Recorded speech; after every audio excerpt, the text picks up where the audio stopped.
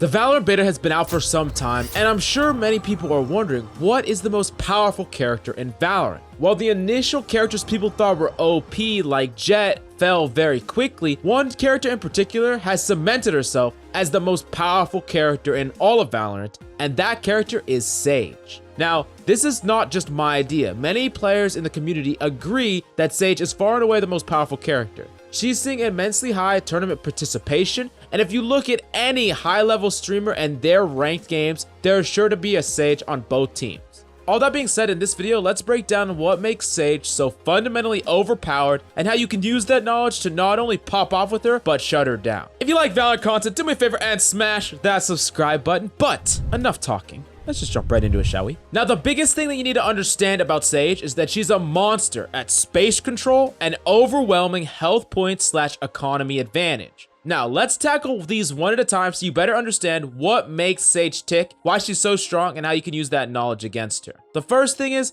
space. So, to define space is the areas on the map that you and your team can hold and control. Space is the avenues of positioning on a map that you and your team effectively contest, and the more space you have, the more room you have to operate and not be under constant threat. Space is what you want to control on a map before you go plant a spike, and you can control space in a lot of different ways, but I'm going to break down why Sage's abilities are so good at controlling space. Firstly, let's talk about her slow orbs, which cover a large area, and they can effectively be used on attack or defense to stop people from peeking or pushing areas. It makes it impossible for an enemy to peek undetected. If you think they're behind a corner, you could throw a Sage's slow orb to effectively make it impossible for them to peek, because if they do, they get detected because of the ice and they're slowed. Most of the time, they will not be able to peek altogether. This can effectively control angles on a map. Imagine pushing onto a point. There's multiple angles that you could get peeked from. You could slow them both. Now you know that you cannot be peeked from these angles. It makes it incredibly difficult for enemies to swing push you because of the slow.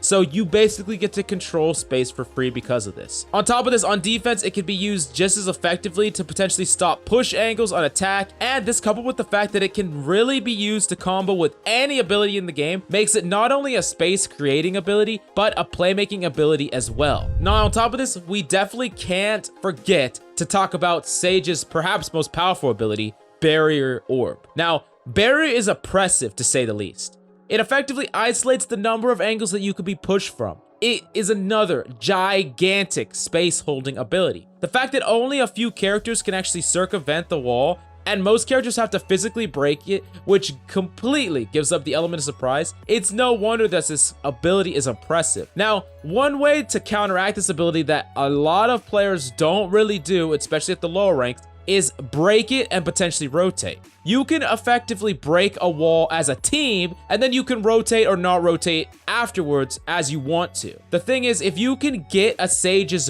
Barrier Orb out early and then find a way to destroy it or make it not get any value, that is immensely important if you want to shut down a Sage and how powerful a Sage is. If you play into a Sage's wall, you let her one wall get so much value against you, stopping a push, stopping a flank, and you're one person trying to get through a barrier wall, that can basically just mean your death or no impact altogether. So keep that in mind. This is an ability that, one, you want to try to bait out and make it so it doesn't get any value. And if you're a Sage herself, you want to try to understand the kind of playstyles that enemies are trying to do. Sometimes they'll try to bait you into using your Barrier Orb too early because they want to either rotate or destroy it or do both. Now, we talked about her space creating abilities, which in a game like Valorant is incredibly important to hold space, hold angles, stop flanks. All those aspects are incredibly overpowered in a game like Valorant, but we can't not talk about her health points advantage she gives to the team, or sustain, and the economy advantage she gives to a team.